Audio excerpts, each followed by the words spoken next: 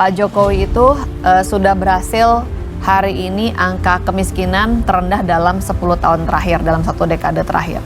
Begitu pula pengangguran, kalau tadi Abang bilang pengangguran disebut-sebut, pengangguran kita hari ini lebih rendah bahkan dari 2014. Terus juga terkait misalnya keadilan untuk agraria, tadi disinggung juga oleh Abang Jasa. Redistribusi tanah hari ini di eranya Pak Jokowi itu lebih banyak bahkan dibandingkan 4 presiden sebelumnya.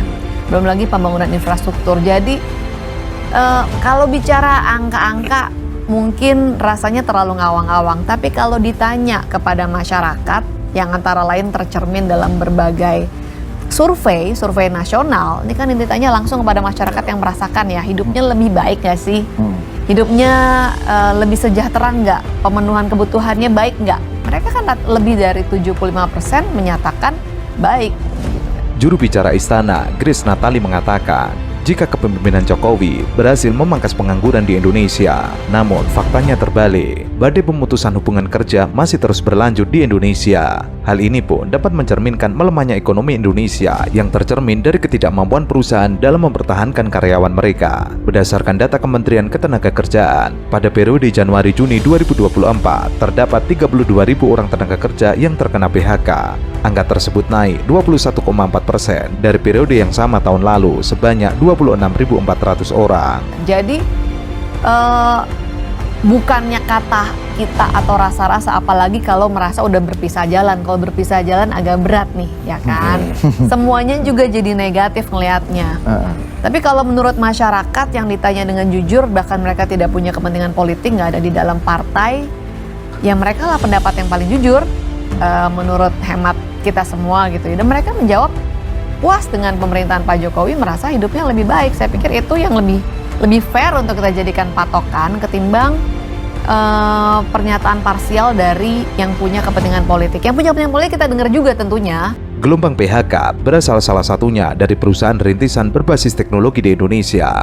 Fenomena pemberhentian massal pekerja sebagai bagian dari kondisi suram atau tech winter itu telah berlangsung sejak pandemi COVID-19 akibat kondisi ekonomi yang terus memburuk. Bukan hanya sektor teknologi saja yang menyumbang pengangguran di Indonesia, dari sektor industri tekstil juga ikut andil dalam hal ini. Badai PHK menghantam berbagai perusahaan Indonesia yang bergerak di industri tekstil.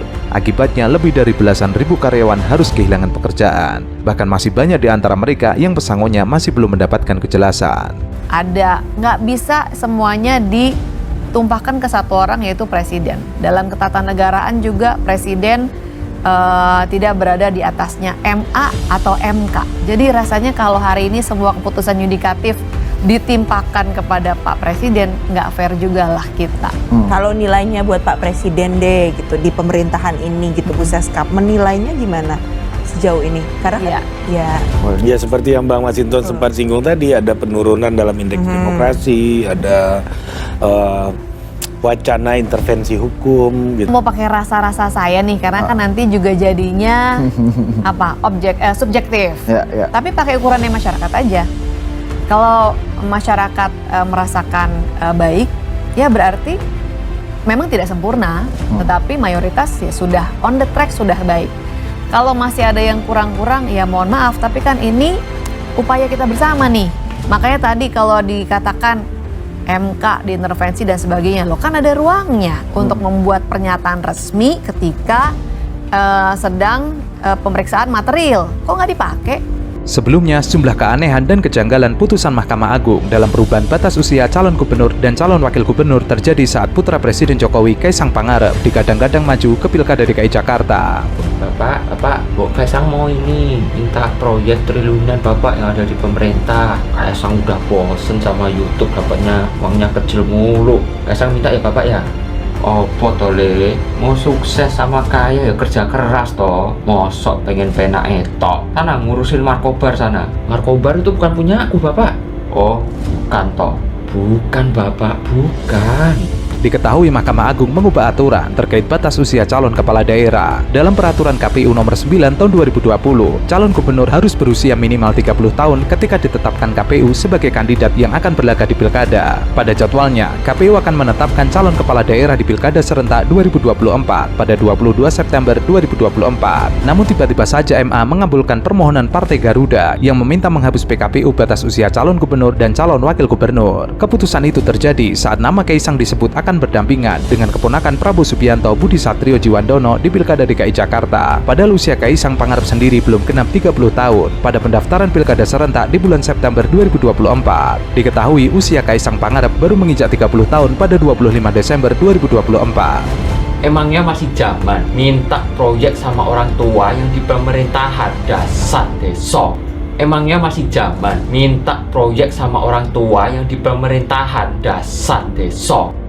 Dalam berbagai macam penilaian kan memang ada, misalnya indeks demokrasi mengalami penurunan, terus indeks persepsi korupsi juga mengalami penurunan.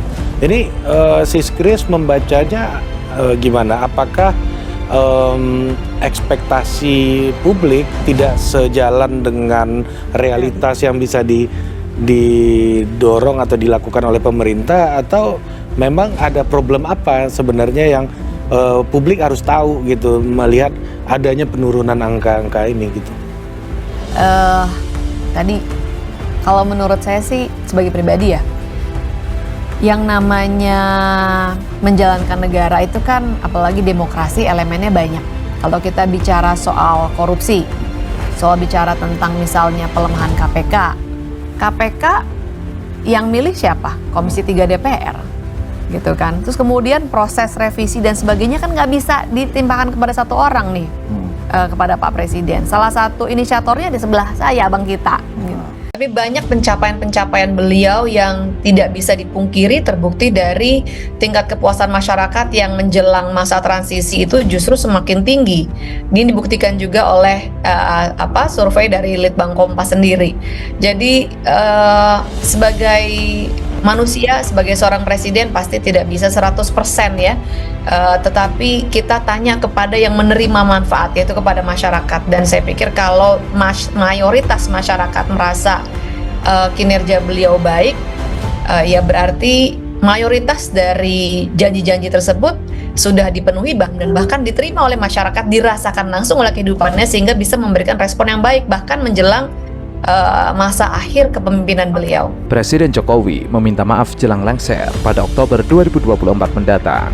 Jokowi mengatakan jika dirinya bukan manusia yang sempurna selama 10 tahun memimpin Indonesia. Ia mengaku bahwa sepanjang 10 tahun memimpin bersama dengan Yusuf Kala dan Ma'ruf Amin, dirinya menyadari tidak dapat menyenangkan semua pihak. Menurutnya, tidak hanya dalam konteks memimpin, tetapi dalam menjalani hidup tidak ada manusia yang sempurna. Bahwa sebagai manusia, kami tidak mungkin dapat menyenangkan semua pihak.